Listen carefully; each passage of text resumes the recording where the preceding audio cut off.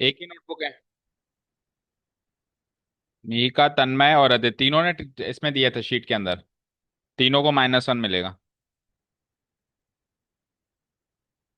चलो। Good evening all, welcome to learners academy.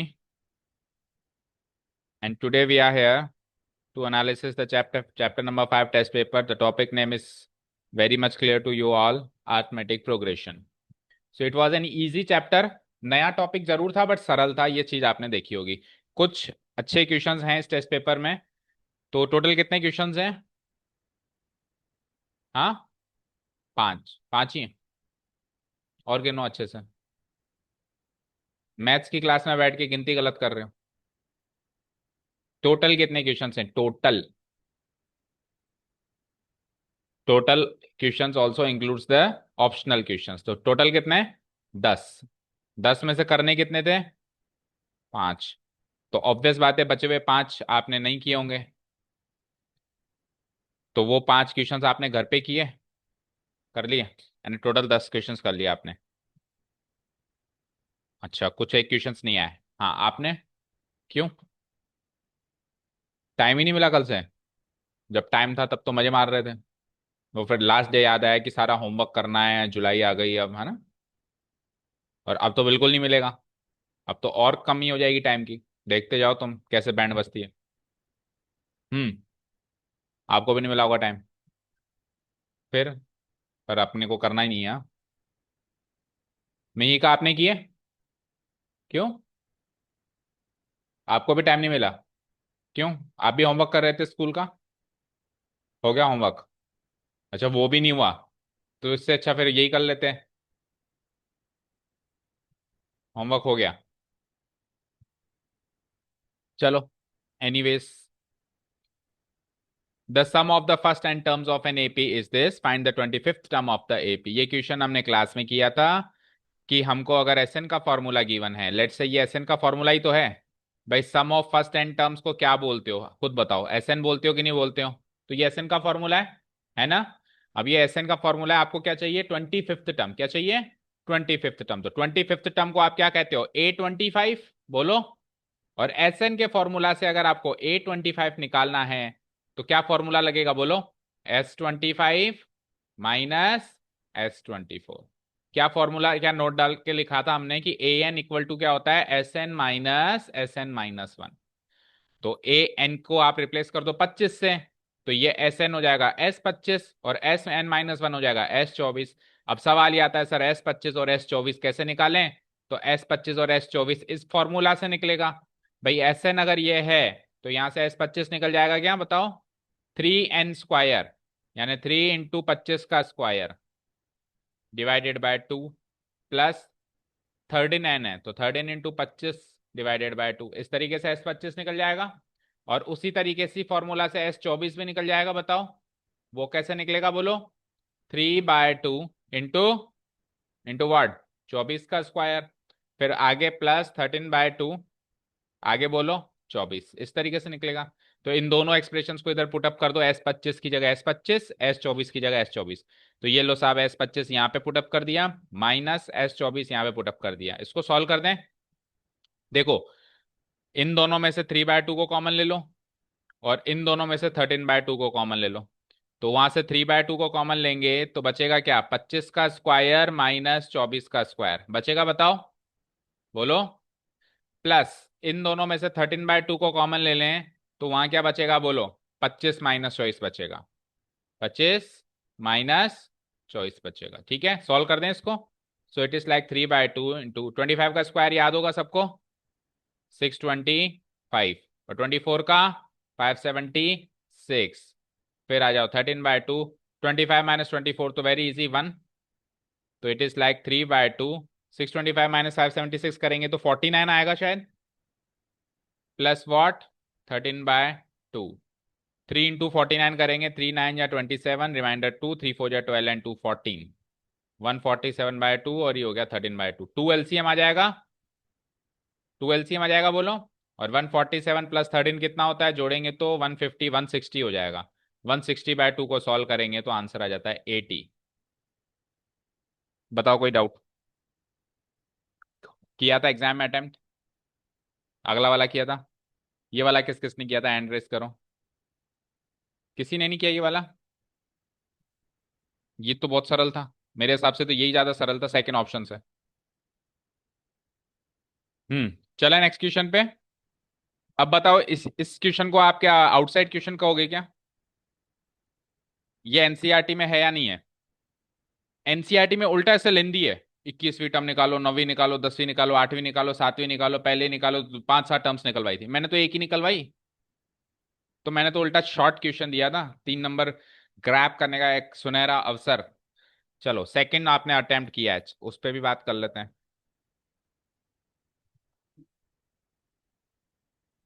वो भी देख लेते हैं कितनी अच्छी करी है हार्ड चीज।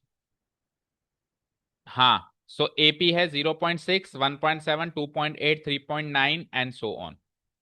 ठीक है, ये हो गई एपी एंड सो ऑन। और आपको क्या चाहिए? Sum from the 21st to 38th term चाहिए। ठीक है, क्या चाहिए? 21वीं टर्म से लेके 38वीं टर्म का सम चाहिए। अब 21 से लेके 38 कुल मिला के कितनी टर्म्स हो गई बताओ जरा। 8 टर्म्स होंगी बस। 18 टर्म्स होंगी। 21 22 23 24 से गिनोगे ना तो कितनी टर्म्स होंगी 21 से लेके 38? यानी आपको इसकी 18 टर्म्स का सम चाहिए। बट 18 टर्म्स का सम चाहिए तो आप ये नहीं कर सकते कि आप S18 निकाल लो। S18 का मतलब तो शुरू की 18 टर्म्स हैं। जबकि इसको चाहिए 21वीं टर्म से 38वीं टर्म्स।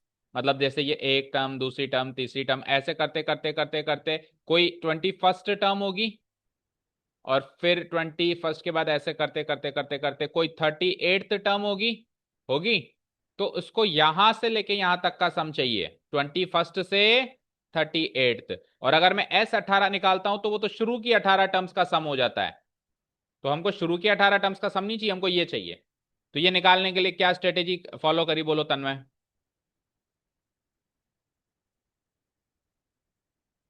बोलो मिहिका। कैसे हम 21 से 28 38 टर्म्स का सम निकाल सकते हैं? पहले तो 21st टर्म निकाल लो, दैट मीन्स A21 निकाल लो। आगे? फिर आगे?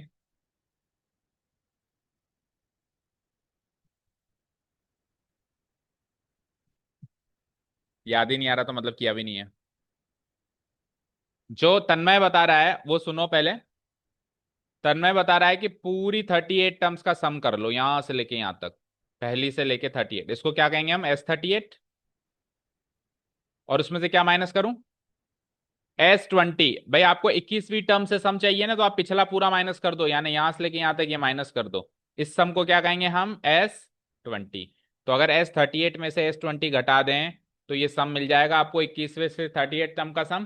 तो ये एक स्ट्रेटेजी है जो फॉलो कर सकते हैं, और यही हमने क्लास में भी करी थी कुछ इस टाइप के सवाल में। लेकिन एक स्ट्रेटेजी और है इसको फॉलो करने की, अगर आप सोचो तो।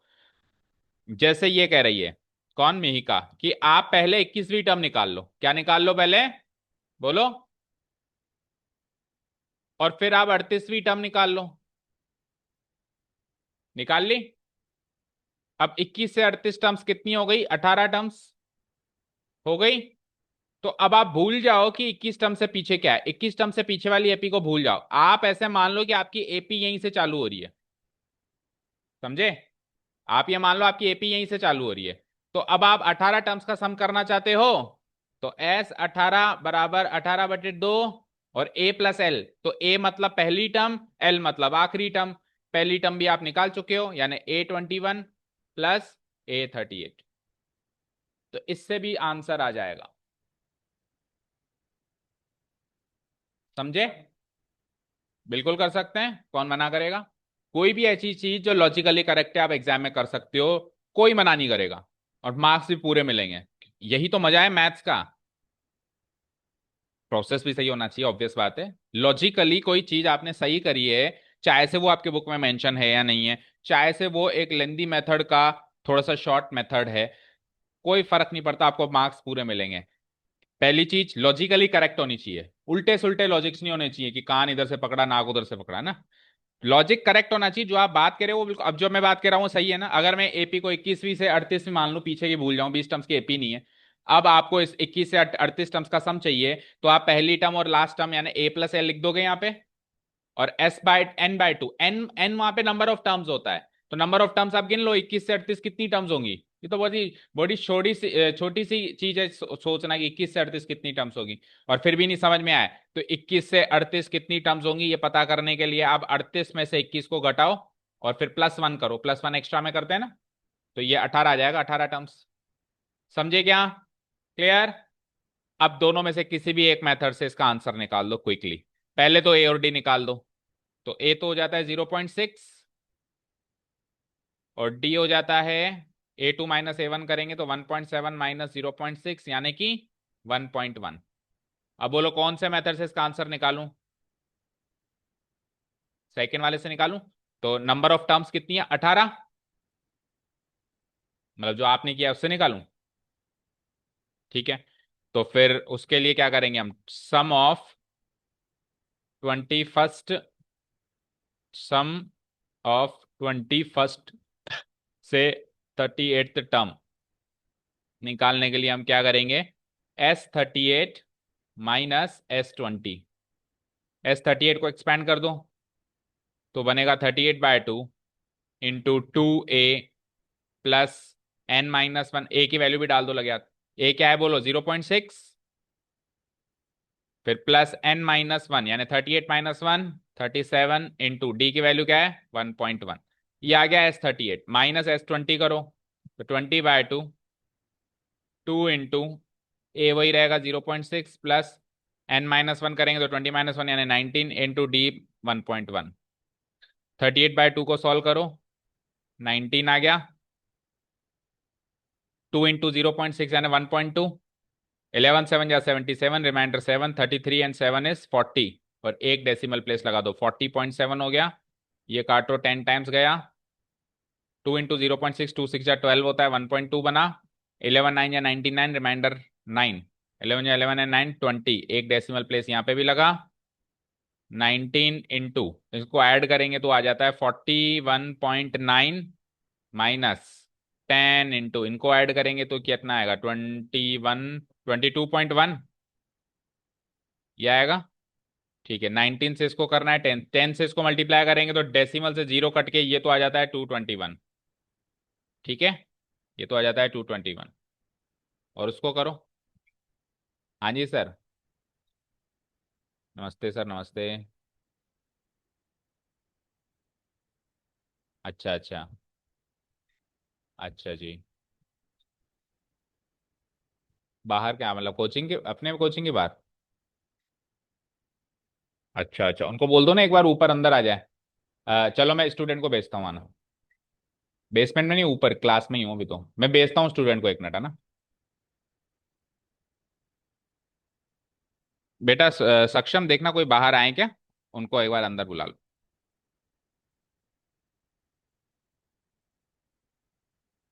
हाँ जी, 19 9 या 171, रिमाइंडर 17, 19 1 या 19 और 17 कितने हुए 20, 36, रिमाइंडर 3, और 19 4 जा 76, 76 और 3 कितने होते हैं 79।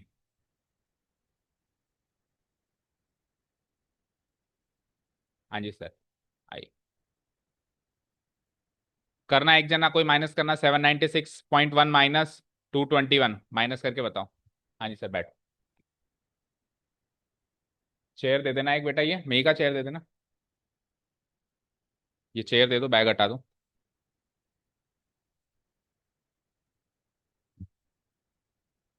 करना एक जना, माइनस 796.1 माइनस 221 गिव्स मी 6 में से 1 गया 5, 9 में से 2 7 एंड 7 में से 2 575.1, क्या यही आंसर आ रहा था? मैच हो रहा है, याद भी है बिल्कुल। ओके गुड, तो ये वाला अप्रोच समझ में आ गई मी का, S38 माइनस S20 वाली। ठीक है, और सेकेंड अप्रोच से अब आप ट्राई करना, तरीका बता ही दिया ना मैंने। ठीक है, उसके लिए A21 और A38 आपको पहले निकालना पड़ेगा। ठीक है, चलो एक काम करो, रफली ये निकालो और फिर मैच करो कि आंसर आता है, सेम आता है कि नहीं आता है। इस एपी का रफशीट पेन निकालो सारे बच्चे, A21 निकालो एंड देन A38 निकालो, and use the formula S18 equal to 18 on two plus into A plus L. A plus L की जगह लगाएंगे हम A21 और last term will be A38। करके बताओ फटाफट, 2 मिनट्स के अंदर। हाँ जी सर। हाँ जी बेटा आओ, चेयर ले आओ, उधर ले आओ। सर ठीक है। हाँ A21 निकाला किसी ने? कैसे निकालेंगे ये तो पता है ना? A+19D से क्या आया? आंसर बताओ। मीका बताओ A21 क्या निकाला? A+20D, सॉरी 19D क्यों होगा, 20D होगा ना। हाँ क्या आया आंसर इसका? 22.6। सक्षम आप बताओ A38 यानी A+37D ये क्या निकाला आपने? 0.3। सो 18/2 मिला 9, 9 × A21 मिला 22.6, A38 मिलेगा अपने को 41.3। गो ऐड करेंगे तो 9 × 6 और 3 9, 2 और 1 3, 4 और 2 6। इसको करते हैं मल्टीप्लाई, 9 9 × 81 रिमाइंडर 8, 27 और 8 होते हैं कितने? 35, रिमाइंडर 3, 54 और 3। तो पहले भी यही आ रहा था उस अप्रोच से भी। ठीक है, दोनों चीज समझ में आ गई। और इस टाइप का कोई भी क्वेश्चन होगा, देखो बच्चों इधर देखो मेरी तरफ, बीच का कोई भी सम निकाले ना, बीच का शुरू से निकाले, सीधे फॉर्मूला टिकाओ नंबर ऑफ टर्म्स निकाल के। जैसे शुरू से 30 टर्म्स का सम S30, शुरू से 100 टर्म्स का सम S100। लेकिन शुरू से ना पूछ के बीच से पूछ ले, पीछे से पूछ ले, इस टाइप के जो भी क्वेश्चंस कभी भी पूछे तो बिल्कुल एक चीज समझ के रखना, वो सम जुगाड़ लगा के निकलेगा। जुगाड़ क्या है? जैसे बीच का 21 से 38 टर्म्स का सम है तो पहला जुगाड़ आपने लगाया कि पूरा 38 टर्म्स का सम निकाल लें, उसमें से 20 टर्म्स का निकाल लें, वो भी एक तरीके का जुगाड़ है, ऑथेंटिक फॉर्मूला नहीं है। ठीक है, और दूसरा जुगाड़ फिर ये है कि हम एपी वहां से वहां तक मान लें, पीछे की इधर की हटा दो, आगे की हटा दो, पीछे की हटा दो, केवल उतनी सी एपी मानो, उसका पहली आखिरी टर्म निकाल लो और नंबर ऑफ टर्म्स निकाल लो, हो गया काम। ठीक है, दोनों अप्रोचेस क्लियर है? चलो नेक्स्ट क्वेश्चन देखो। In an AP it is given that A1 plus A5 plus something ऐसे कुछ कुछ कुछ कुछ कुछ टर्म्स का सम कितना है? 225। ठीक है, तो आपको चाहिए S24। S24 पूछ रहा है, दैट मीन्स क्या पूछ रहा है मेही का? S24 पूछ रहा है मतलब क्या निकालना है हमको? यस, स्टार्टिंग की चॉइस टर्म्स का सम, फर्स्ट चॉइस टर्म्स का सम अपने को चाहिए, तो ये फॉर्मूला से निकल जाएगा। इस फॉर्मूला के लिए एक तो A चाहिए होगा और एक D चाहिए होगा, और N तो वैसे ही क्लियर है 24, है ना? तो A सम के फॉर्मूला से, सम के फॉर्मूला से एन का फॉर्मूला था Sn - Sn - 1 where n should be greater than 1। ठीक है, क्लियर? हाँ जी। अब देखो इसमें जितनी भी टर्म्स है सबको एक्सपैंड कर दो, तो बताओ A1 को एक्सपैंड करूंगा तो क्या आएगा? ओनली A5 को एक्सपैंड करूंगा तो क्या आएगा? ठीक है, A10 को एक्सपैंड करेंगे तो +9D, एंड देन आ जाओ A15 को एक्सपैंड करेंगे तो A+14D, A20 को करेंगे तो, अरे हाँ, A+19D हो गया वो, एंड देन आगे आ जाओ, A24 को एक्सपैंड करेंगे तो 23D। इन सबको ऐड कर दूं, plus plus plus plus plus, तो ये टोटल सम कितना आ रहा है? 225। तो इसको इक्वेट कर दें हम 225 से। ठीक है, अब ए कितने हो गए? 1 2 3 4 5 6, 6 ए हो गए, 6 ए। डी कितने हो गए काउंट करो, 4 तो इधर हो गए और 9 इधर हो गए, 4 और 9 13, 13 14 27, 27 और 19, 27 and 19 46, एंड 46 and 23 69, 69 हो गए डी। और इसकी वैल्यू कितनी आ जाती है? 225। बताओ जरा, 6 ए और 69 डी में से 3 को कॉमन निकाल सकते हैं ना? क्या बचेगा?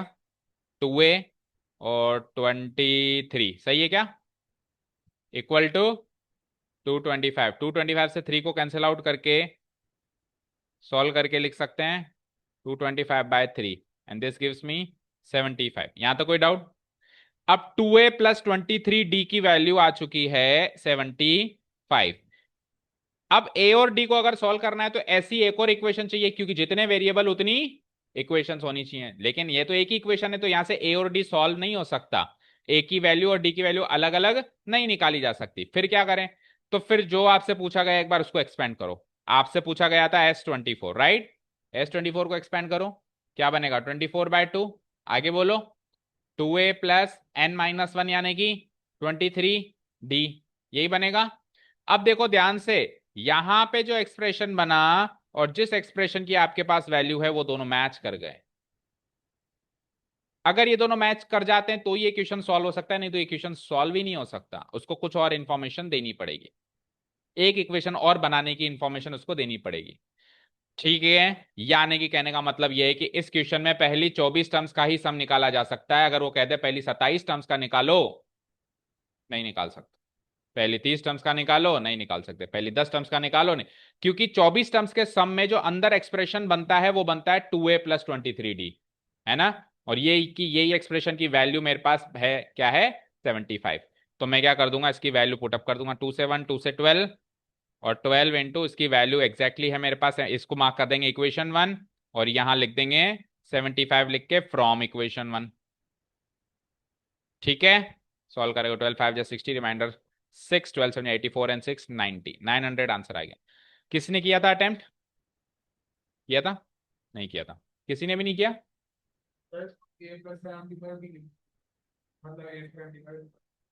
A75? A75 कहाँ दिख रहा है आपको? A75 तो पूरे एक्सप्रेशन में कहीं है ही नहीं। इन सबको ऐड करके A75 लिख सकते हैं। तो आपके कहने का मतलब हो गया कि A1 प्लस A2 बराबर A3 होता है। होता है क्या? पहली दूसरी टर्म जोड़ दो, तीसरी टर्म आ जाएगी। ये तो काफी इलॉजिकल बात कह दी आपने। कोई भी एपी बोलो, चलो बोलो, कोई भी एपी बोलो। बोलो सही। अब जानबूझ के ऐसे ही बोलोगे जिसमें पहली दूसरी टर्म का सम तीसरी टर्म, कोई और बोलो ना। आप भी वही बोलो, हाँ। 1 4 7 अपनी सदाबहार एपी है ना, जिससे अपन ने चैप्टर स्टार्ट किया था। अब जोड़ना पहली दूसरी टर्म को, क्या आता है? 5। ये 5 है क्या? नहीं है ना। तो पहली दूसरी टर्म जोड़ने से तीसरी टर्म थोड़ा आती है, तो इन सबको टर्म को जोड़ने से 75वीं टर्म थोड़ा आएगी। ऐसा तो कोई लॉजिक है, ऐसा तो कोई सेंस मैंने बताया ही नहीं था। अपने मन के सेंस क्यों लगा रहे? नहीं होगा, नहीं होगा। ठीक है, अगर मन में ऐसा डाउट आया है बिल्कुल निकाल दो उस डाउट को, ऐसा कुछ नहीं होगा। ठीक है, चले नेक्स्ट पार्ट पे।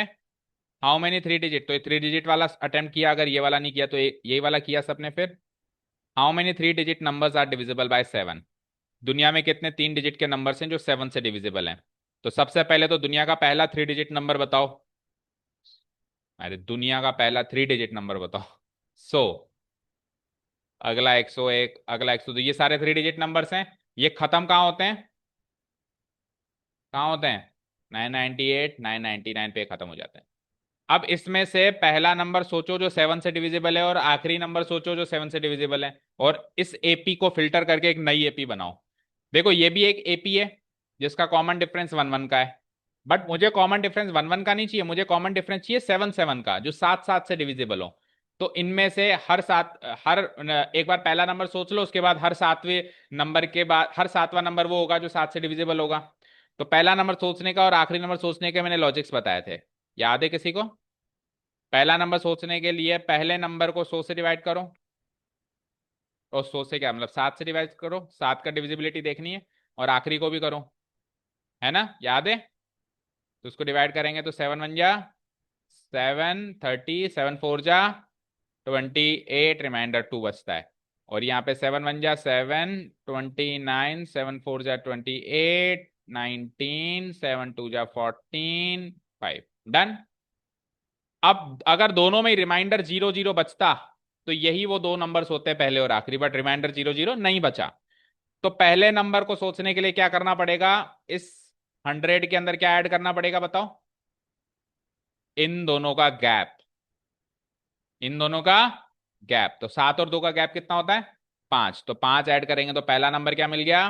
105। और आखिरी नंबर में कुछ निकालने के लिए क्या करेंगे? इसमें से सीधे सीधे ये माइनस कर दो, इसमें से सीधे सीधे माइनस कर दो। 999 में से 5 गया तो आखिरी नंबर ये मिल गया। यानी उस एपी को फिल्टर करके नई एपी मिल चुकी है जिसकी पहली टर्म है 105, कोई कहे सर दूसरी टर्म तो बता ही नहीं, 7 7 के गैप में आएगी, तो 7 जोड़ दो, फिर 7 जोड़ दो, और ऐसे करते करते आखिरी टर्म क्या आएगी, 994। अब आपको इस एपी का सम चाहिए बस, इस एपी का सम चाहिए। तो इस एपी के नंबर ऑफ टर्म्स निकाल लो आप। नंबर ऑफ टर्म्स कैसे निकालते हैं, आखिरी टर्म को एन से इक्वेट कर दो, यानी कि ए एन इक्वल टू 994। इसमें ए क्या होगा बताओ, 105। डी क्या होगा बोलो, वही 7। ठीक है, और लास्ट टर्म क्या होगी बोलो, 994। ये तो पता है ही मुझे। ए एन की value A plus N minus one times D equal to 994। A की वैल्यू क्या है, 105। एन पता करना ही है, और डी, डी की वैल्यू भी है, डी की वैल्यू क्या है, इंटू 7, दिस गिव्स मी 994। फिर 105 को उधर भेजा, तो 994 में से 105 ये इधर जाके माइनस हो जाएगा, कितना आएगा, 889। फिर 7 को उधर भेजो तो 7 उधर जाके डिवाइड हो जाएगा, कितना आएगा, 7 1 जा 7, 7 2 जा 14, 7 14 है। तो n माइनस वन की वैल्यू क्या आ गई, 127। तो n की वैल्यू क्या हो जाती है, 127 प्लस 1, यानी कि, अच्छा ये तो बिल्कुल रखा रखा है सवाल यार, उसमें आंसर भी यही आ रहा था शायद जो क्लास में किया था। ये इतना सरल कैसे दे दिया फिर मैंने। n equal to 128। अब नंबर ऑफ टर्म्स ही पता चल गई और पहली और आखिरी टर्म पता है, तो फिर वो छोटा वाला फॉर्मूला लगा दो एस एन का।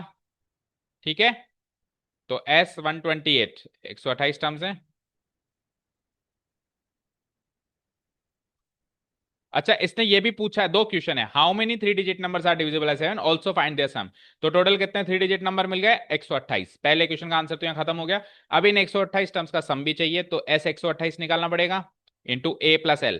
तो ए क्या है, 105, एल क्या है, 994।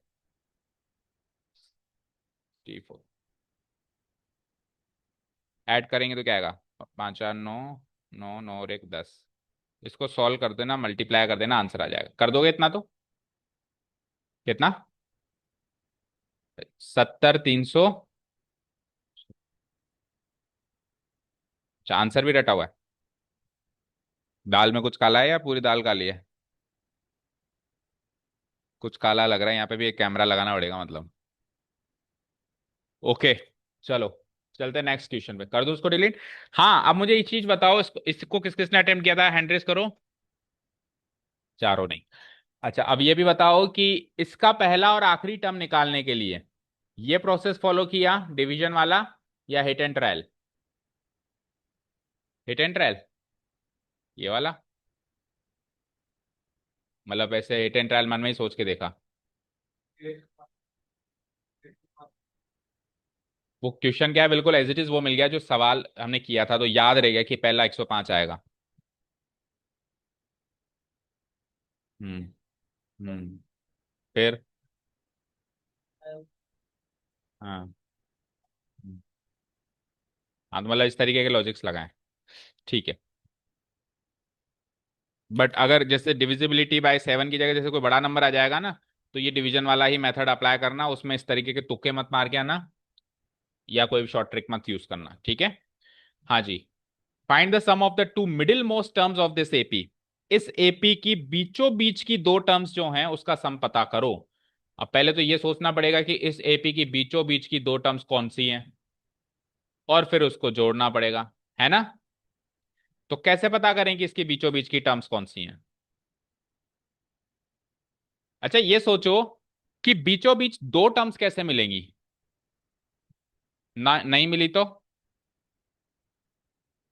अच्छा हमेशा मिलेगी क्या, किसी भी एपी में बीचों बीच दो टर्म्स मिल जाएंगी क्या, तो क्या क्या पॉसिबिलिटी, क्या क्या हो सकता है। दो पॉसिबिलिटी है बस, या तो बीचों बीच एक टर्म मिलेगी, या बीचों बीच दो टर्म मिलेगी। अगर number of terms odd number में है, तो बीचों बीच एक ही टर्म मिलेगी। जैसे मान लो नंबर ऑफ टर्म्स है 7, तो बीचों बीच वाली टर्म होगी चौथी टर्म, तीन इधर तीन इधर। लेकिन नंबर ऑफ टर्म्स है 8, इवन नंबर, तो अब बीचों बीच एक टर्म नहीं मिलेगी, कितनी मिलेगी, दो, चौथी और पांचवी। ठीक है, तो अब इसने कहा दो निकालनी है, इसका मतलब नंबर ऑफ टर्म्स क्या है, इवन। इसका मतलब नंबर ऑफ टर्म्स क्या है, इवन। ये आपको एनालिसिस कर लेना है।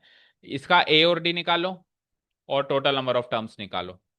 तो ए तो क्या है, -4/3, डी क्या है बोलो, निकालना पड़ेगा। -1 माइनस -4/3, A2 - A1, ये हो जाता है -1 माइनस माइनस प्लस हो जाता है 4/3। 3 को एलसीएम ले लूं, -3 + 4, -3 + 4 इज +1, 1/3 आ गया डी।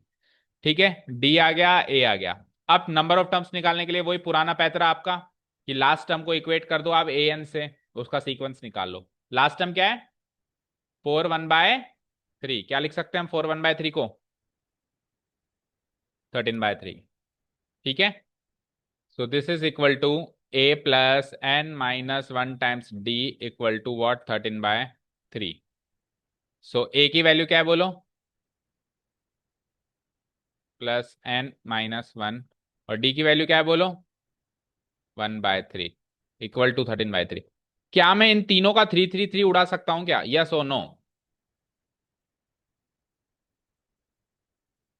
मीका कहती है यस।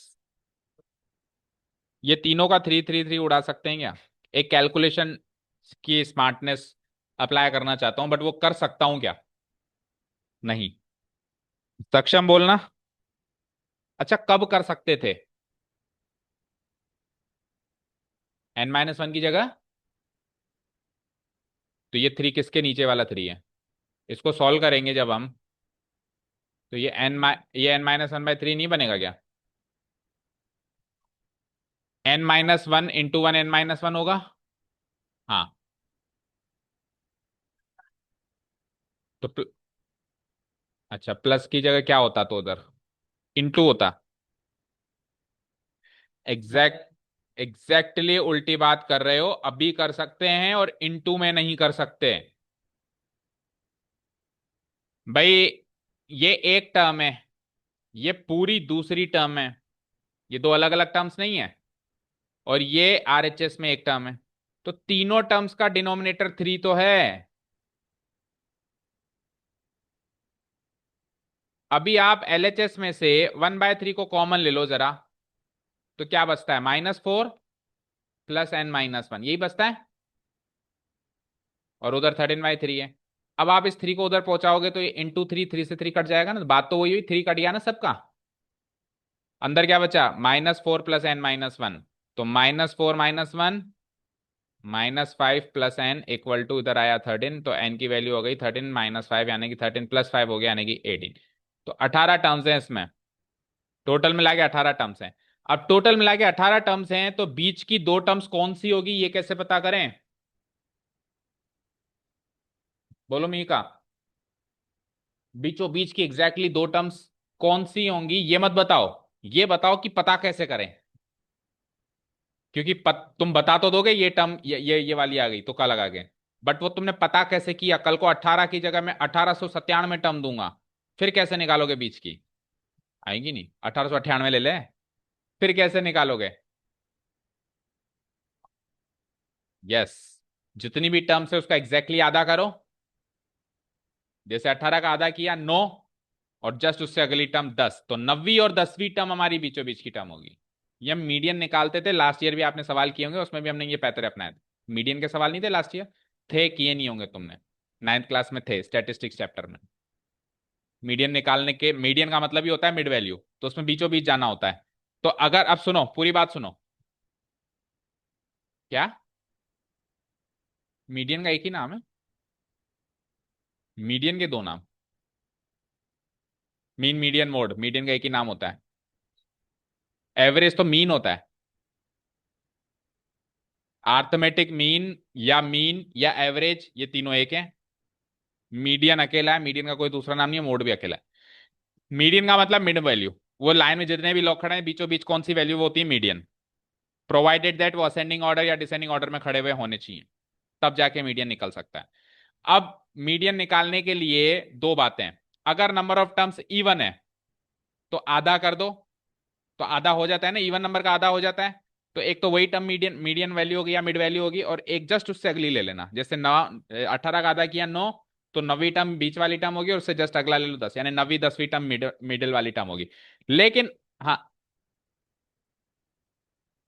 18 टर्म्स में बीचों बीच एक टर्म कैसे निकलेगी, दो निकलेगी ना।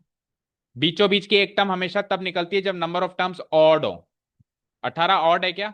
इवन है ना, तो बीचों बीच एक नहीं दो लोग बैठे होंगे, ठीक है।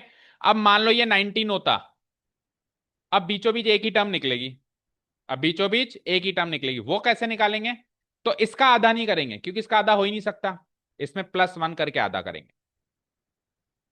तो 19 और 1 20, 20 का आधा 2, यानी 10th टर्म आपकी मिडिल मोस्ट टर्म होगी। -1 करेंगे तो पीछे खिसक जाएंगे। उससे क्या फायदा हुआ? ठीक है। या फिर ऐसे देख लो कि 19 का आधा किया तो क्या निकला, 9.5 वाली टर्म नहीं होती तो जस्ट अगली वाली टर्म 10th टर्म ही मिडिल मोस्ट टर्म होगी, ऐसे भी देख सकते हो। ठीक है। कुल मिला के मिडिल मोस्ट टर्म्स तक पहुंचना आ गया आपको 18 which is even, which is even. तो इवन नंबर ऑफ टर्म्स है आपके पास, तो जो टू मिडिल मोस्ट टर्म्स होंगी वो निकालने का तरीका बनेगा two middle most terms are, एक तो होगी 18 का एग्जैक्टली आधा करो यानी 18/2th, एंड एक होगी इसमें +1 कर दो यानी 18/2 +1th। तो 18/2 यानी 9th टर्म होगी मिडिल मोस्ट, एंड साथ में दूसरी 18/2 +1 करेंगे तो 10th टर्म होगी। तो यानी 9th और 10th term middle most terms निकल गई।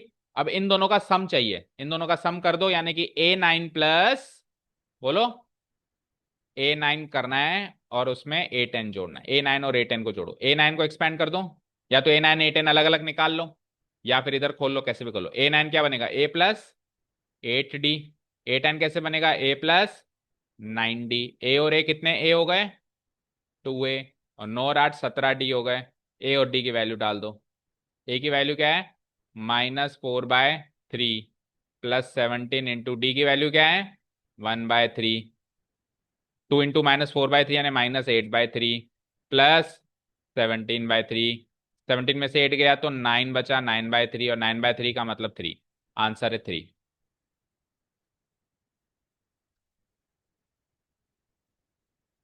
तो फिर वो भी थोड़े से मार्क्स छोड़ देगा, एज सिंपल एज दैट। ठीक है। सम का फॉर्मूला गिवन है क्या? वो फॉर्मूला तभी लगाओ जब सम का फॉर्मूला गिवन हो, ठीक है। हमेशा थोड़ा ना लगाना है घूम फिर के। S10 - S8 कुछ भी नहीं होगा।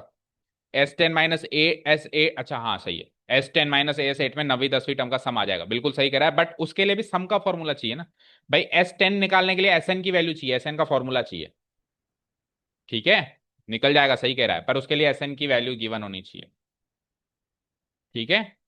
S10 में से S10 गलत कह रहा है, S11 बोल। देखो, S11 में से अगर S8 घटाएगा तब जाके 9वीं और 10वीं टर्म का सम मिलेगा। अच्छा, इसमें 11वीं भी आ जाएगी, हाँ सही बात, S10 ही आएगा।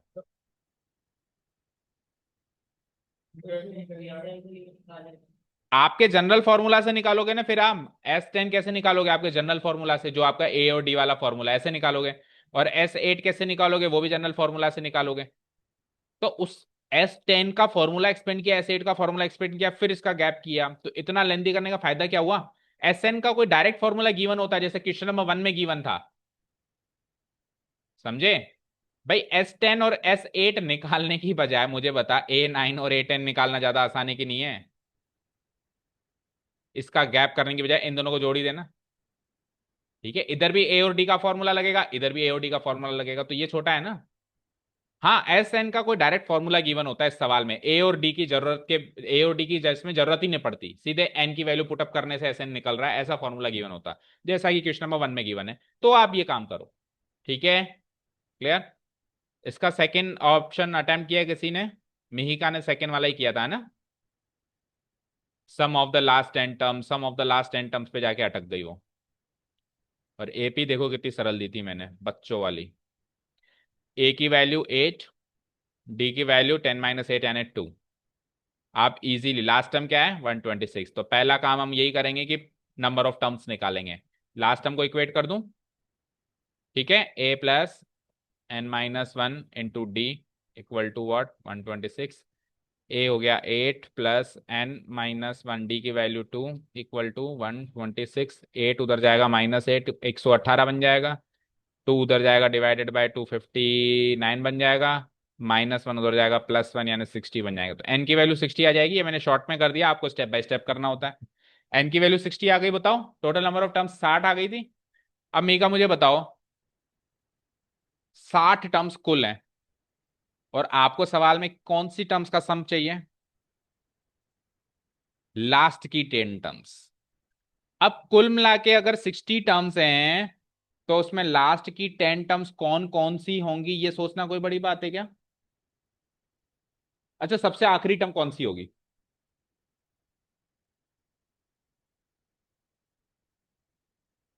कौन से नंबर की होगी? टोटल 60 टर्म्स हैं तो सबसे आखिरी टर्म जो होगी वो 60वें नंबर की होगी। उससे पिछली वाली, उससे पिछली वाली, उससे पिछली वाली, ऐसा करके 10 टर्म्स कौन कौन सी होंगी हम सोच नहीं सकते? तो आपको उन आखिरी की 10 टर्म्स का ही तो सम चाहिए। बोलो भाई, पहली टर्म, दूसरी टर्म, तीसरी टर्म, ऐसे करते करते करते करते करते टोटल टर्म्स कितनी है? 60। अब आपको आखिरी की 10 टर्म्स का सम चाहिए, आखिरी की 10 टर्म्स का सम चाहिए। तो सिंपल सा लॉजिक था, A51 से A60 का सम चाहिए। अब आप इसमें भी वो पैटर्न अपना सकते हो कि पीछे की एपी को भूल जाओ, इसी को पहली टर्म मान लो और इसी को आखिरी टर्म मान लो, और A51 और A60 निकाल लो। बोलो A51, हाँ, A60 तो वो भी दे रखा था, यानी ए की A51 निकालना है, A60 भी दे रखा है, कितना दे रखा है? 126। तो सिंपली A51 निकाल लो, यानी A+50D, यानी कि इक्वल टू ए कितना है बताना? 8 + 50 गुणा डी कितना है? 2। तो 108, यानी कि 51st टर्म है 108 और 60वीं टर्म है 126, और 10 टर्म्स का सम चाहिए। तो S10 बराबर A+L, 10/2 इंटू A+L। पहली टर्म मान लो 108 को और आखिरी टर्म मान लो 126 को। 10/2 यानी कि 5 इंटू 126 और 108 कितना हो गया? 234। तो 5 4 20, रिमाइंडर 2, 15 9 2 17, 5 2 11, 1170 आंसर है। इस वाले तरीके में क्या चीज समझ में नहीं आई वो बताओ। कर सकते हैं ना, बिल्कुल कर सकते हैं, मैंने थोड़ा ना कहा कि यही तरीका है हमारे पास। मैं तो कह रहा हूं इस वाले तरीके में क्या समझ नहीं आया वो बताओ।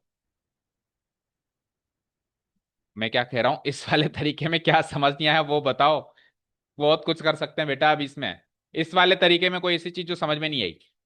आपको आखिरी 10 टर्म्स का सम चाहिए, आप अपनी एपी मानो ही बस उतनी, पीछे की हटाओ आगे की हटाओ, यानी कि 51वीं टर्म से लेके 60वीं टर्म की एपी मेरी असल एपी है, उससे पहले क्या हुआ मुझे कुछ पता नहीं है। तो मैं A51 को पहली टर्म मान लूं और A60 को L यानी लास्ट टर्म मान लूं, और टोटल नंबर ऑफ टर्म्स 10 है ही सही। ये फॉर्मूला लगा देंगे। इस चीज में कोई चीज समझ में नहीं आई हो तो बताओ। और उसमें भी आपको लास्ट टर्म तो निकालनी नहीं है, गिवन है 126, आपको तो केवल 51st टर्म निकालनी थी। ये मेथड समझ में आया? अब चलते हैं सेकंड मेथड पे।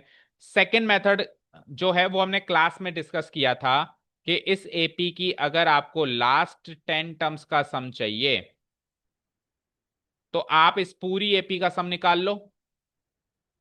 टोटल एपी में 60 टर्म्स हैं तो S60 निकाल लो, और उसमें से आपने निकाली थी अभी बेटा एन की वैल्यू 60 निकाली थी, तो S60 निकाल लो, यानी पूरी एपी का सम आ गया। और उसमें से S50 को माइनस कर दो, 50 टर्म्स का सम माइनस कर दो, तो बची हुई टर्म्स जो होंगी आखिरी की 10 टर्म्स होंगी नहीं होंगी?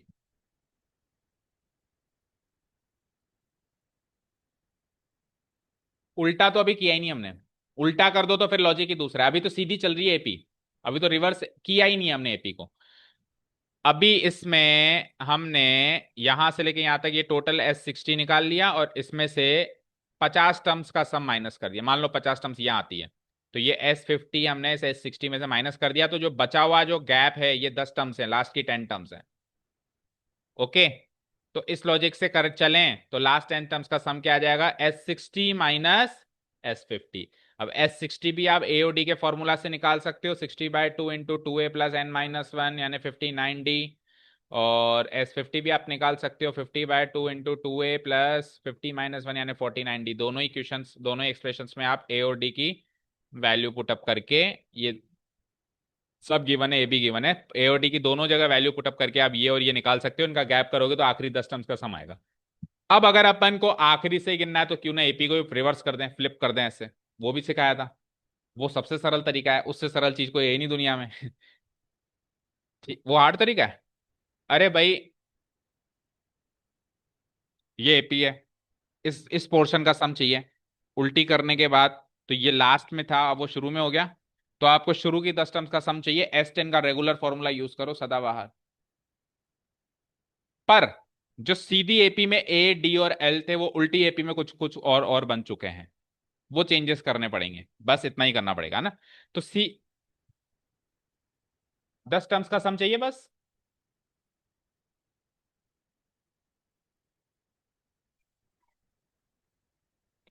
दोनों चीज थोड़ा ना कर सकते हो आप, या तो आप S60 माइनस S50 करो, वो करना है तो सीधी एपी में करो। और उल्टी एपी कर रहे हो तो फिर उसमें तो केवल S10 निकालना है। तो देखो इसमें ए क्या आ रहा था, 8। डी क्या आ रहा था, 2। एल क्या आ रहा था, बोलो, 126। अब आप जब उल्टा करोगे तो पहली टर्म 126 बनेगी। अब दो दो जुड़ रहा है तो दो दो कम करो, 124, 122 एंड सो ऑन, और ऐसे करते करते लास्ट टर्म 8 बन जाएगी, बन जाएगी। तो इस उल्टी एपी की पहली टर्म हो जाएगी 126, और आखिरी टर्म हो जाएगी, डी क्या हो जाएगा, -2, और एल क्या हो जाएगा, 8। तो आप चेक करो, क्या A becomes L, L becomes A, और कॉमन डिफरेंस पिछले वाले कॉमन डिफरेंस का नेगेटिव, यही सिखाया था। अब आपको इस एपी की लास्ट 10 टर्म्स का सम चाहिए। तो इनडायरेक्टली आपको इस एपी की फर्स्ट 10 टर्म्स का सम चाहिए, यस और नो, बोलो भाई। इस एपी में जो आखिरी में 10 लोग बैठे हैं, वो इस एपी में शुरुआत में 10 लोगों में बैठेंगे कि नहीं बैठेंगे। तो आपको ये निकालना है, ये नहीं आता निकालना, छोड़ो, आप तो ये निकालो, फर्स्ट 10 टर्म्स का सम कैसे निकालते हैं, S10, 10/2। पर अब इसमें ए और डी इस एपी के चाहिए, उस एपी के नहीं। तो 2 इंटू ए की वैल्यू 126, n-1 यानी 9, इंटू डी की वैल्यू -2, 5, 252 होगा क्या, -18। तो 5 मल्टीप्लाइड बाई 252 -18 इज 234, 20, 17, 11, 17। इस तरह से वही आंसर। समझ में आया, क्लियर है। क्योंकि ऑब्वियसली लिखनी पड़ेगी, जो एपी है वो तो लिखनी पड़ेगी ना, हो गया, दे दो। और उसका अर्शिता का, दोनों का साथ में कैसे हुआ, एक ही रूम में बैठे थे अलग अलग, एक में बैठ गए, मना किया था ना अलग अलग में बैठना।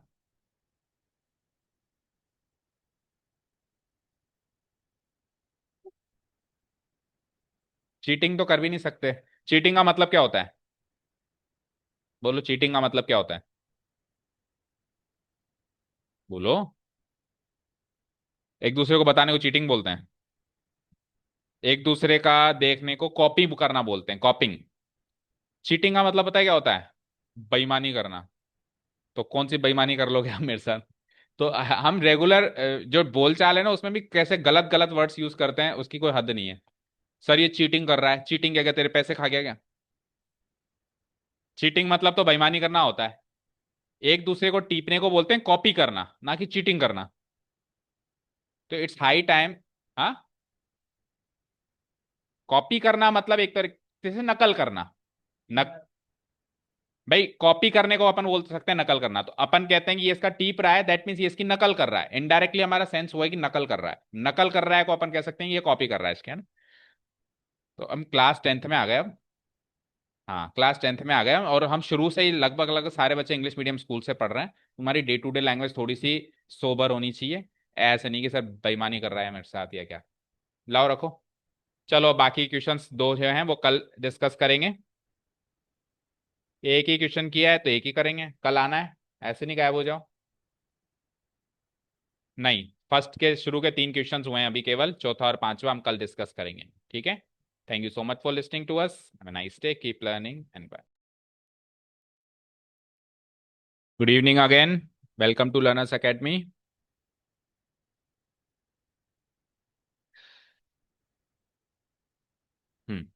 Good evening all. So this is part 2 of your analysis session of chapter number 5। अभी तक हम क्वेश्चन नंबर 3 तक डिस्कस कर चुके हैं for those who have joined for the very first time. अगर पीछे के क्वेश्चंस देखने हैं तो प्रीवियस पार्ट देखना पड़ेगा, और अभी ये नीचे के क्वेश्चंस यहाँ से हमको देखने हैं। स्टार्ट करें। क्वेश्चन नंबर 4 का फर्स्ट पार्ट। है, there is an AP given 3 10 17 up to 262, तो लास्ट टर्म 262 गिवन है। इस एपी की कौन सी टर्म, इस एपी की 13th term from the last से 84 ज्यादा होगी? मुझे जितना याद आ रहा है, अगर मैं इसमें से फ्रॉम द लास्ट को हटा दूं, तो अब बचा हुआ सवाल एनसीईआरटी का सवाल है, एक्सरसाइज का जो हमने क्लास में किया था, राइट? तो ये फ्रॉम द लास्ट वाला थोड़ा पार्ट मॉडिफाइड है, बाकी सारा क्वेश्चन जो है वो एनसीईआरटी एक्सरसाइज यानी कि एक्सरसाइज नंबर कौन सा हो गई, 5.2 का है, करेक्ट? भाई अगर फ्रॉम द लास्ट को हटा दें तो इसका मीनिंग ये है कि इस एपी की 13वीं टर्म से 84 प्लस कर दें तो आपको कौन सी टर्म मिलेगी, ठीक है? लेकिन अब हमने यहां पे लगा दिया फ्रॉम द लास्ट, यानी कि लास्ट से पीछे से काउंट करते हुए 13th टर्म देखो, और फिर जो वो 13th टर्म मिले उसमें 84 ऐड करो, फिर जो आंसर आएगा वो वाली टर्म कौन सी टर्म होगी वो हमको पता करना है। क्लियर है? तो जब भी फ्रॉम द लास्ट का या रिवर्स एपी का क्वेश्चन है, तो उसमें सबसे पहले हमको क्या पता करना होता है? फ्रॉम द लास्ट या फिर रिवर्स एपी का क्वेश्चन है, तो उस एपी में सबसे पहली चीज हमको क्या पता करनी होती है? फर्स्ट टर्म लास्ट टर्म तो पता है, ऑलरेडी पता है, 3 और 262, और क्या चीज है जो पता नहीं है और हमको सबसे पहले वही पता करनी पड़ेगी आगे? डी भी पता चल जाएगा, एन, क्योंकि जब तक कुल मिला के कितनी टर्म्स हैं ये नहीं पता तब तक हम एपी को रिवर्स नहीं कर सकते, यानी कि फाइनाइट एपी का ही सवाल होता है फ्रॉम द लास्ट वाला, इनफाइनाइट एपी का सवाल हो ही नहीं सकता। तो सबसे पहला काम हम इसमें से क्या करेंगे, नंबर ऑफ टर्म्स यानी कि एन पता करेंगे। उसके लिए हम क्या करते हैं, जो लास्ट टर्म है उसको किससे इक्वेट कर देते हैं, ए एन से, और इसका सीक्वेंस निकाल लेते हैं।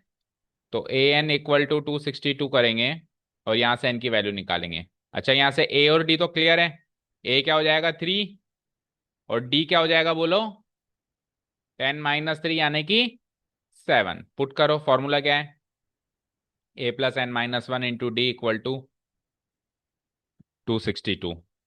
वैल्यूज पुटअप करते हैं, तो a की वैल्यू है 3 + n - 1 × d की वैल्यू क्या है 7, दिस इज इक्वल टू 262। 3 को उधर भेज दें पहले, तो 3 उधर जाके -3 कितना बनेगा बोलो?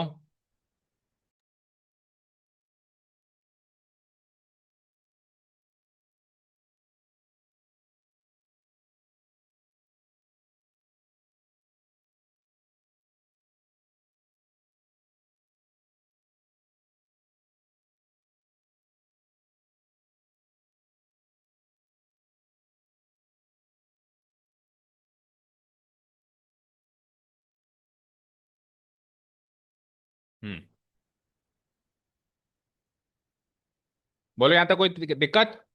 कि 13th term from the last जो होगी वो स्टार्टिंग से कौन सी टर्म होगी, 26। इस फॉर्मूला से हमने निकाल लिया। तो now the question has been converted to a different question, और क्वेश्चन अब हमारा केवल इतना सा है कि which term of this AP is 84 more than its 26th term, ये क्वेश्चन है।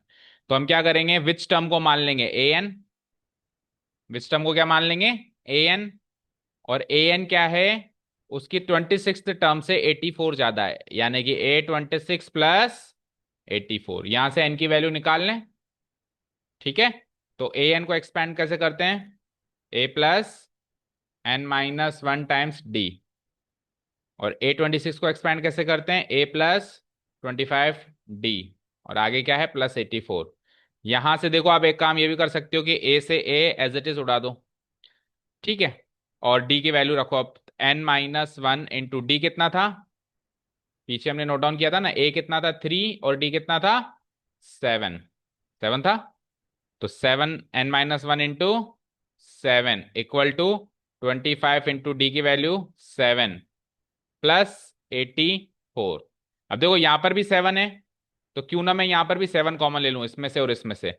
तो इसमें से 7 कॉमन लेंगे तो 25 × 7 में से 7 कॉमन लिया, 25 बचा, और 84 में से भी 7 ले सकते हैं कॉमन, 7 × 1 = 7, 7 × 2 = 14 बचेगा।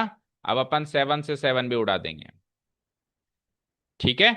तो n - 1 की वैल्यू क्या आ गई, 25 + 12 कितना होता है 37, 7। तो n की वैल्यू क्या आ जाएगी, 37 + 1 यानी कि 38 आंसर, यानी कि 38th टर्म हमारा फाइनल आंसर है। यानी कि इस एपी की जो 38वीं नंबर की टर्म है वो इस एपी की 26वीं नंबर की टर्म से 84 ज्यादा होगी, और वो 26वीं नंबर की जो टर्म है वो पीछे से 13th नंबर पे होगी। ठीक है, यानी इस एपी की पीछे से 13वीं टर्म से 84 ऐड कर दें तो आगे से 38वीं टर्म मिल जाती है, 38th टर्म मिल जाती है। क्लियर है? तो एक ही एपी में पीछे से और आगे से दोनों टर्म सोचना पड़ रहा है। पीछे से तो सोचनी पड़ रही है 13th टर्म, और आगे से कौन सी है वो मुझे निकालनी है।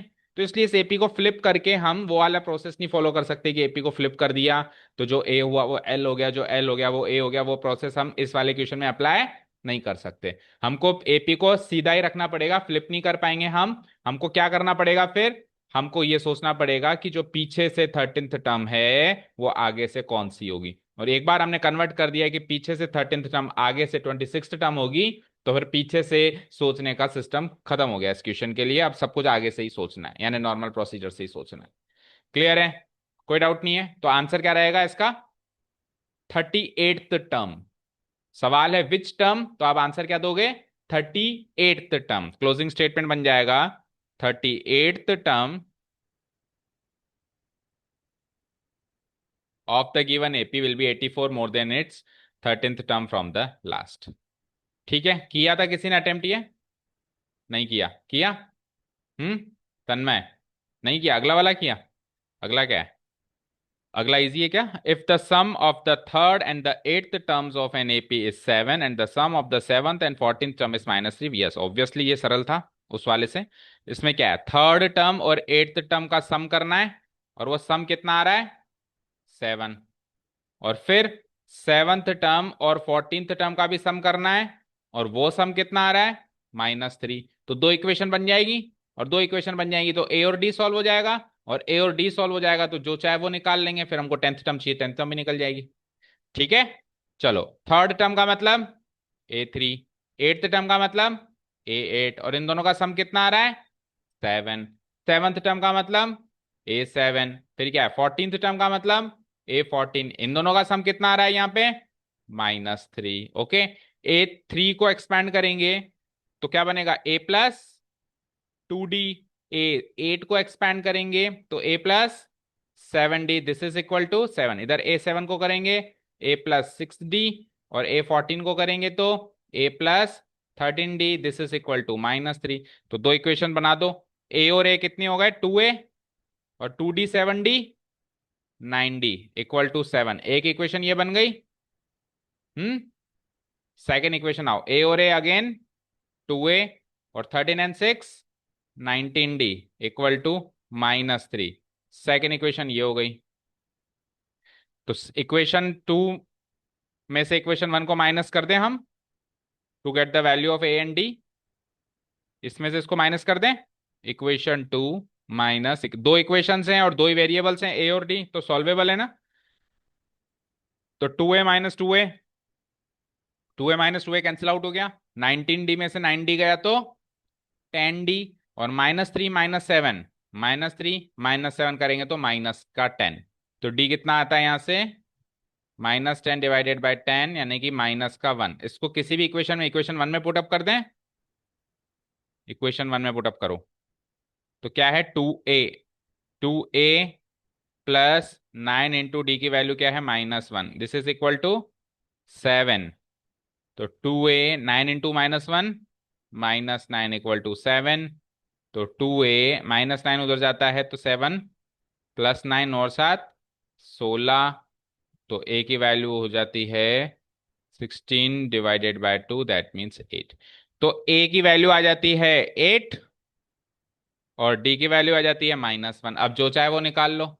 क्या निकलवा रहा है वो, find the 10th term. 10th term मतलब A10। A10 कैसे निकालेंगे बोलो, A+9D से।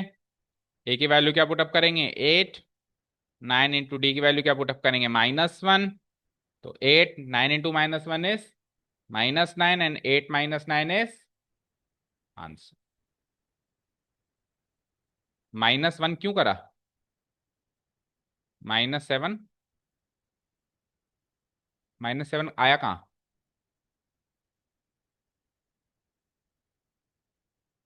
यहाँ पे इक्वेशन 2, ये a+a,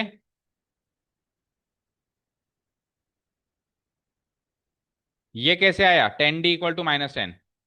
इक्वेशन 2 में से इक्वेशन 1 माइनस करी, तो ये LHS में से LHS घटाएंगे, तो 2a - 2a तो 0a कैंसिल आउट हो गया, और 19d में से 9d गए तो 10d, और फिर RHS में से RHS भी घटाएंगे, तो -3 -7 -10। ठीक है, any other doubt?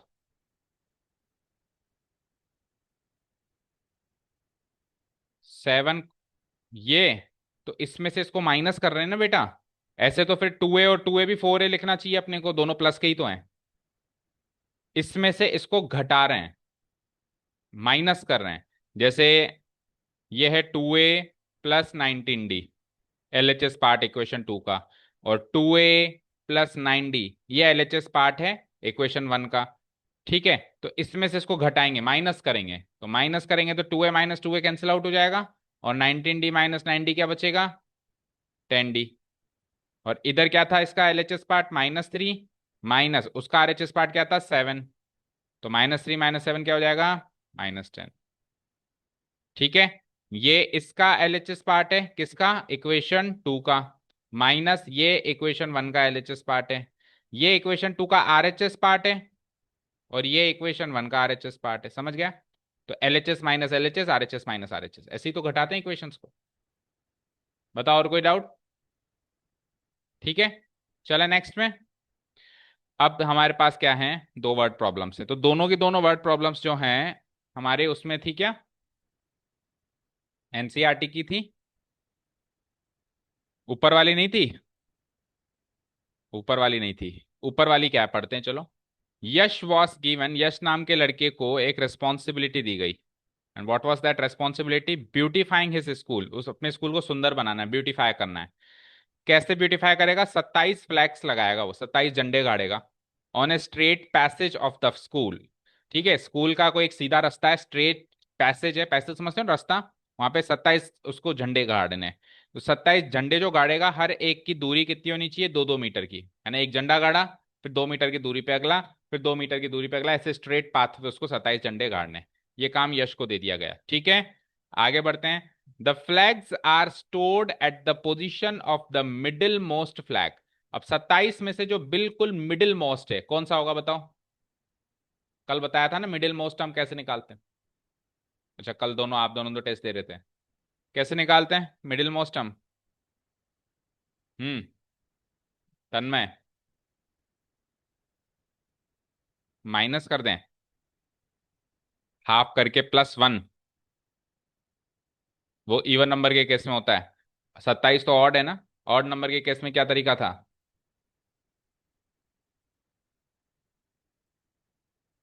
Even number के केस में हाफ करके फिर हाफ करो। इवन नंबर के केस में पहले हाफ करो, मान लो ये 28 झंडे होते, तो पहले इसका हाफ कर देते हैं, तो 14। तो एक तो 14th वाला, और एक इसी में एक और जोड़ो 15th वाला, ये दो झंडे बिल्कुल सेंटर पे रहेंगे, 14वां और 15वां, दो झंडे मिलेंगे सेंटर पे, एक झंडा नहीं मिलेगा। और अगर in case number of terms odd हैं, तो इसमें हाफ बाद में करो, पहले +1 करो, +1/2, तो 28/2 यानी 14th नंबर का झंडा जो होगा बिल्कुल सेंटर पे होगा, 13 इधर होंगे उसके, और 13 ही उसके इधर होंगे, 14th नंबर वाला सेंटर पे होगा।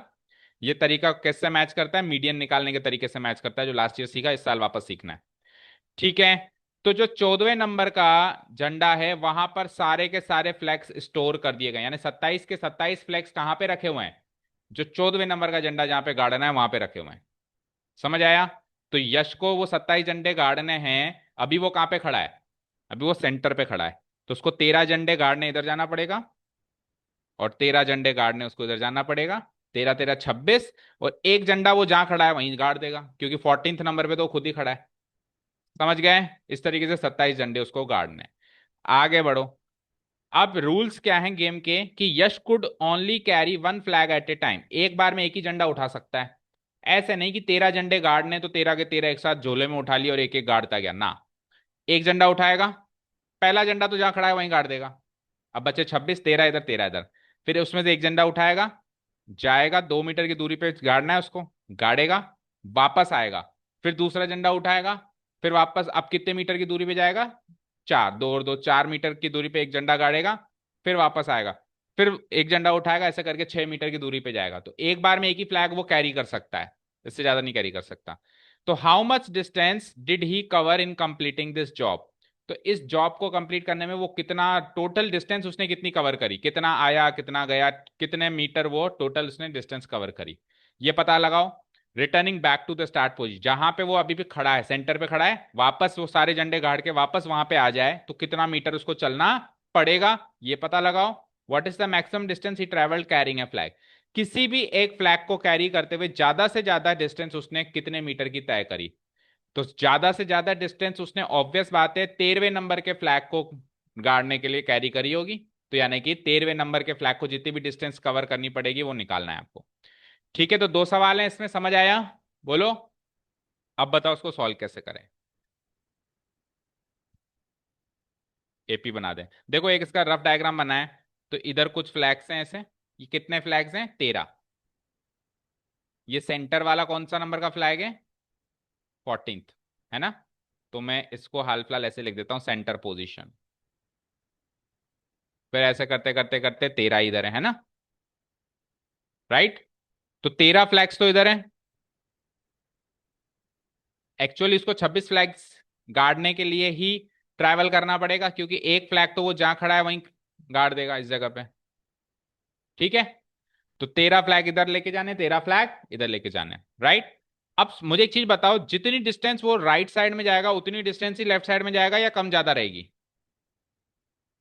बोलो, उतनी रहेगी ना, क्योंकि इधर भी तो 13 ही है और इधर भी तो 2-2 मीटर की दूरी पे है। तो क्यों ना हम एक ही तरफ की डिस्टेंस निकाल लें और उसका दुगना कर लें। समझ आया?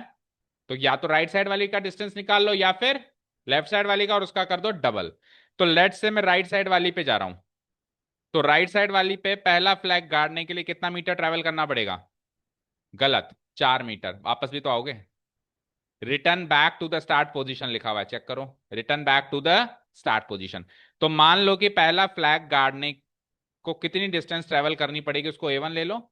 दूसरा फ्लैग गाड़ने को कितनी डिस्टेंस ट्रेवल करनी पड़ेगी, उसको A2 ले लो। और तीसरा फ्लैग गाड़ने के लिए और वापस रिटर्न आने के लिए, पहला फ्लैग गाड़ कर वापस रिटर्न आने के लिए कितनी डिस्टेंस ट्रेवल करी, इसको ले लो A1। दूसरा फ्लैग लेकर गया, गाड़ा, वापस आया, इसमें कितनी डिस्टेंस ट्रेवल हुई, इसको ले लो A2। इस डिस्टेंस को ले लो A2। और सिमिलरली थर्ड फ्लैग लेकर गया, गाड़ा, वापस आया, इसमें कितनी डिस्टेंस ट्रेवल हुई, उसको ले लो A3। ठीक है, मैं तीनों में ही 2 इंटू 2 इंटू 2 इंटू कर देता हूं, क्योंकि आया भी और गया भी। इसमें तो 2 मीटर का दुगना कर दो, इसमें 2+2 इसका दुगना कर दो, और इसमें 2+2+2 इसका दुगना कर दो। समझ आया?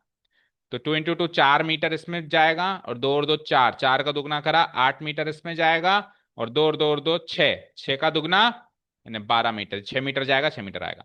तो क्या ये एक एपी बन रही है, चेक करो। बन रही है। 4 8, it follows an AP as follows. ऐसे करते करते कितनी फ्लैग्स, कितने टोटल, 13 है ना, अप टू 13 टर्म्स। तो इस एपी का सम चाहिए आपको, जिसमें 13 टर्म्स हैं, और फिर इस पूरे का दुगना भी करना है, क्योंकि ये का ये काम इस साइड भी तो हो रहा है। समझ आया? इस पूरे का क्या करना है, दुगना भी करना है। ये मेरा फाइनल आंसर हो जाएगा, टोटल डिस्टेंस ट्रेवल्ड कितना हो जाएगा, दुगना ऑफ दिस एपी के सारे टर्म्स, है ना? तो दुगना किसका करना है, 13 टर्म्स यानी S13 का दुगना करना है। और S13 को कैसे एक्सपेंड करेंगे, बोलो? 13/2, 2A+N-1 करेंगे यानी 12D। और A और D यहां से निकालो। 4 8 13 में A तो क्या हो जाएगा 4, और D क्या हो जाएगा, वो भी 4 हो जाएगा। 8-4 करेंगे, A2-A1। तो A भी 4 है और ये D भी 4। 2 7 इसको काट भी दो। तो 13, 2 इंटू A की वैल्यू है 4, और 12 इंटू D की वैल्यू अगेन 4। 2 4 जा 8, 12 4 जा 48। सो 13 इंटू 48 + 8 कितना होता है, 56 होता है। इसको मल्टीप्लाई करो, 13 6 जा 78, रिमाइंडर 7, 13 5 जा 65, और 7 कितना होता है, 728 मीटर इज द आंसर। इतना मीटर वो चलेगा, इसमें वो 13 फ्लैग इधर के भी गाड़ देगा और 13 फ्लैग इधर के भी गाड़ देगा और वापस अपनी स्टार्टिंग पोजीशन पे आके खड़ा हो जाएगा, है ना, सेंटर वाली पोजीशन पे खड़ा हो जाएगा। 2a फॉर्मूला से आया। फॉर्मूला क्या है एस एन का? n/2 into 2a + n - 1 times D. तो 2a हो गया, n - 1 यानी कि 13 - 1 यानी 12, और डी। ठीक है। अब एक क्वेश्चन और है ना इसमें, कि ज्यादा से ज्यादा किसी भी फ्लैग को गाड़ने में ज्यादा से ज्यादा कितना दौड़ा होगा वो। तो 13th फ्लैग में सबसे ज्यादा दौड़ा होगा। तो 13th फ्लैग में उसने कितनी डिस्टेंस करी, केवल पर्टिकुलरली 13वें नंबर के फ्लैग में उसने कितनी डिस्टेंस ट्रेवल करी वो निकाल लो। ठीक है। तो A13 निकाल लो। और A13 कैसे निकालते हैं? A + 12D। भाई पहले फ्लैग को गाड़ने के लिए जो डिस्टेंस ट्रेवल करनी पड़ी वो A1 है, दूसरे को A2 है। ठीक है। तो A13 में क्या हो जाएगा बताओ? A प्लस, बोलो, A की वैल्यू 4 + 12 इंटू डी की वैल्यू 4। 4 + 12 4 जा 48, 48 + 4 यानी कि 52 मीटर। किसी ने अटेम्प्ट किया था क्या सवाल? 52 मीटर लगाया इसका आंसर आपने? याद नहीं है। जिसने भी 52 मीटर लगाया है वो गलत है। बताओ जरा क्यों गलत है? आने जाने का ही तो है 52 मीटर। ये 4 मीटर में आना जाना है, ये 8 मीटर में भी आना जाना है। इसमें दुगना कर रहे हैं ना अपन आना जाना के हिसाब से। ये डबल करके ही तो आया बेटा। ये जो एपी बनी ये आने जाने के हिसाब से ही बनी है, केवल जाने जाने के हिसाब से बनी। इस एपी के अंदर 4 मीटर आना जाना है, 8 मीटर भी आना जाना है, 12 मीटर भी आना जाना है। तो 13वीं टर्म जो 52 मीटर आई वो भी तो आना जाना है। पर इसमें आना जाना नहीं देखना है, इसमें केवल जाना जाना देखना है। क्यों? क्योंकि उसने क्या किया है, कैरिंग है फ्लैग। तो जब वो वापस आया तो फ्लैग कैरी करके बैठा था क्या? झंडा हाथ में लिए वो ज्यादा से ज्यादा कितना चला था? तो जब गार्ड ने गया होगा तब हाथ में लिए चल रहा होगा ना। फिर गार्ड दिया तो अब हाथ में थोड़ी ना उसकी झंडा है। तो वापस आने वाली डिस्टेंस क्यों हम काउंट करेंगे? उसने कहा था कि ज्यादा से ज्यादा उसके हाथ में जब झंडा था तो जब से बड़ी से बड़ी डिस्टेंस उसने कौन सी तय करी थी। तो ऑब्वियस बात है 13वें नंबर के फ्लैग के लिए बड़ी से बड़ी डिस्टेंस तय करी होगी। लेकिन डिस्टेंस तय कैरिंग है फ्लैग, फ्लैग जब जब हाथ में था तो वो तो 26 मीटर ही करी ना। 26 मीटर तो खाली हाथ आया है। तो इसका हाफ करना पड़ेगा। A13 का क्या करना पड़ेगा? हाफ करना पड़ेगा। तो हम फाइनल आंसर क्या लिखेंगे? The maximum distance he travelled carrying a flag will be equal to A13 का हाफ। पहले A13 निकाल लेंगे और A13 का हाफ यानी कि 52/2 यानी कि 26 मीटर।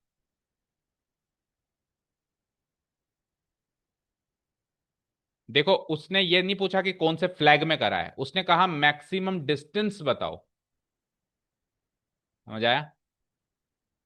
किसी चीज की दो तीन एट्रीब्यूट्स हैं तो उसने तो ये पूछा है, जैसे मान लो किसी चीज की उसने रंग पूछा है, मैंने उसका वजन बता दिया, बताया तो उसी चीज का है, बट बताई तो गलत चीज है ना।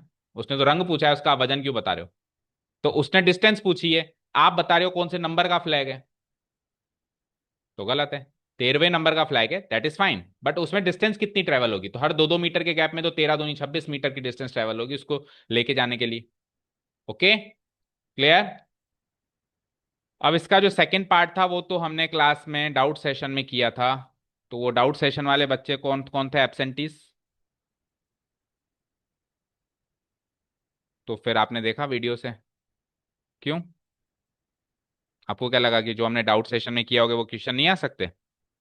हम्म, बोलो, किया था किसी ने अटेम्प्ट ये? हाँ, आदित्य ने। तो देखो क्योंकि ये क्वेश्चन हम डाउट सेशन में कवर कर चुके हैं, so we will only give the hint. और आप अपने आप फिर इसको डाउट सेशन वाले वीडियो से कवर करो या फिर एक बार समझो और फिर नहीं आया तो बताओ। क्या क्वेश्चन है? The houses of a row are numbered consecutively from 1 to 49। एक लाइन के अंदर एक से लेके 49 नंबर तक के घर रखे हुए हैं। House number 1, house number 2, house number 1, house number 2, house number 3, house number 4 and so on. Total कितने? 49। उससे पिछले नंबर वाला घर कौन सा होगा? 48। उससे पिछले नंबर वाला 47 एंड सो ऑन, इस तरीके से। ठीक है। अब इन 49 घरों में बीच में कोई एक्स नंबर का घर है। इनके बीच में कोई एक्स नंबर का घर है। वो एक्स नंबर का घर कोई सा भी हो सकता है, 30 नंबर का भी हो सकता है, 35 का भी हो सकता है, 25 का भी हो सकता है, कुछ भी हो सकता है। ये एक्स ऐसा नंबर है कि इसके पीछे प्रीसीडिंग, इसके पीछे के जितने भी घर हैं उनके सारे नंबरों का सम कर दो, और इस एक्स के आगे जितने भी हैं फॉलोइंग इट, फॉलोइंग मतलब आगे वाले, प्रीसीडिंग मतलब पिछले वाले, तो इसके आगे जितने भी हैं उन सारे हाउसेस नंबर का सम कर दो। तो ये दोनों सम इक्वल आता है। ये दोनों सम क्या आता है? इक्वल आता है। यानी कि अगर मैंने सपोज करो एक्स को यहां पे प्लेस कर दिया अंदाजे से, तो एक्स के आगे का सम, हाउस नंबर्स जितने भी हैं, और एक्स के पीछे का सम, ये दोनों सम इक्वल आने चाहिए। तो एक्स कौन सा नंबर होगा ये आपको पता करना है। ठीक है। तो शॉर्ट में बात करें तो 1 से लेके 49 नेचुरल नंबर्स में वो ऐसा कौन सा नेचुरल नंबर है जिसके पीछे के नेचुरल नंबर का सम और उसके आगे के नेचुरल नंबर का सम बराबर मिले? अब कोई तो ये कह देगा सेंटर पे ले जाओ सर एक्स को, तो सेंटर क्या होगा बताओ? 25th नंबर का होगा सेंटर। 25 से पीछे 24 नंबर, 25 से आगे 24 नंबर, 24 24 48 नंबर ये हो गए, और एक खुद ये 49 हो गए। लेकिन अगर आप इसको 25th वाले पोजीशन पे डाल दोगे तो यानी कि यहां से 1 से लेके 24 का सम करोगे, और यहाँ पे 26 से 49 का सम करोगे। बट आप खुद कॉमन सेंस से निकाल लो, ये दोनों सम बराबर आएंगे क्या? नहीं आएंगे, ये ज्यादा आएगा ये कम आएगा। तो इसको एक्स को 25वें नंबर पे सेट नहीं कर सकते, इसको थोड़ा आगे खिसकाना पड़ेगा ताकि पीछे का सम ज्यादा मिले, क्योंकि पीछे का सम कम आ रहा है ना, तो उसको ज्यादा कंट्रीब्यूट करने के लिए इसको आगे खिसकाना पड़ेगा। अब इसको अगर एक एपी का रूप ले लें तो 1 2 3 4 5 ये सब एपी है। बोलो, इसका ए क्या है, इसका डी क्या है? वो भी 1 2 - 1 यानी कि 1।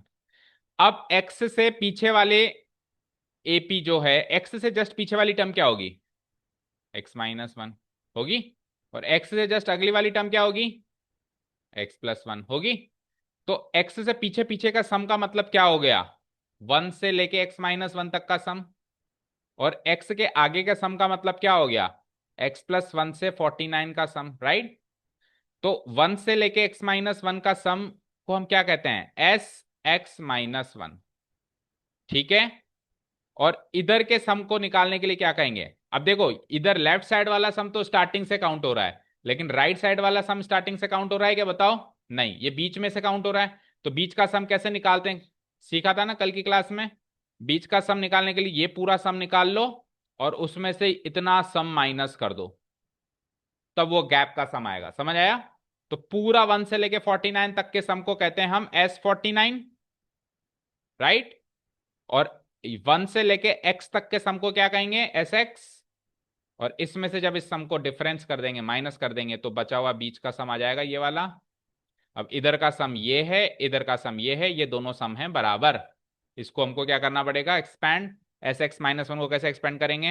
x-1/2 into 2a plus n-1 करेंगे तो x-1 में से एक और बार -1 होगा तो x-2 हो जाएगा इंटू डी।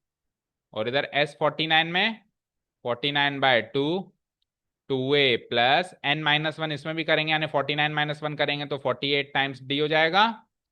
माइनस SX को करेंगे तो x/2, और फिर वही सेम चीज 2a प्लस n-1 करेंगे, यानी x-1 करेंगे इंटू डी हो जाएगा।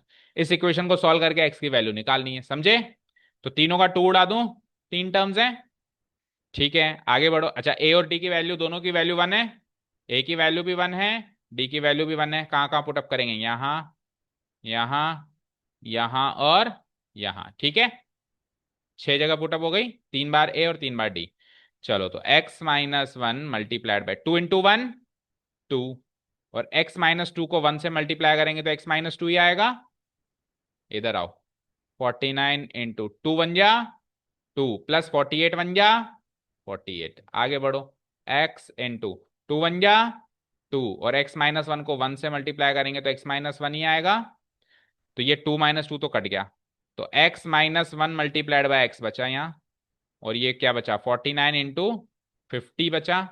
और ये क्या बचा? इसमें देखो 2 - 1 कर देंगे तो 1 बचेगा, 1 plus x, x into x, x square, x into -1 -x, 49 into 50 करेंगे 2450, माइनस एक्स 1 जा x, minus x into x, minus का एक्स स्क्वायर, माइनस एक्स दोनों तरफ से उड़ा दो।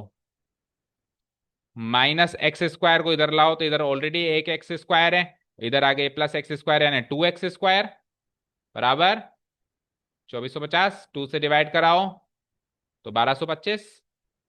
तो एक्स स्क्वायर की वैल्यू 1225 है, तो एक्स की वैल्यू क्या होगी, 1225 का स्क्वायर रूट क्या होता है 35।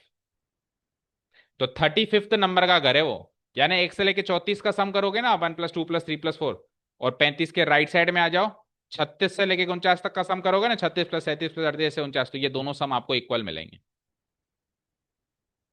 देखो 5 जिस जो एंड हो रहा है नंबर, जो जो डिजिट 5 से एंड हो रहा है, 25 से एंड हो रहा है सॉरी, 5 से, तो उसके स्क्वायर रूट में यूनिट डिजिट तो 5 रहेगा ही रहेगा। उसके अलावा क्या बचा 12। तो ऐसा नेचुरल नंबर सोचो जिसको उसके अगले नंबर से गुणा करके 12 मिलता हो, तो 3×4=12 होता है, तो 3 लगा दो। और अगर ऐसा नंबर ही नहीं है दैट मीन्स ये फिर परफेक्ट स्क्वायर नहीं है। अगर ये परफेक्ट, हाँ, वो तो फिर 5 से एंड ही नहीं हो रहा ना। उसके दूसरे तरीके हैं, 36 का स्क्वायर निकालने के लिए हम क्या करेंगे, 36 जो नंबर है वो 50 से कितना कम है बताओ, 14, तो 25 में से 14 माइनस करो।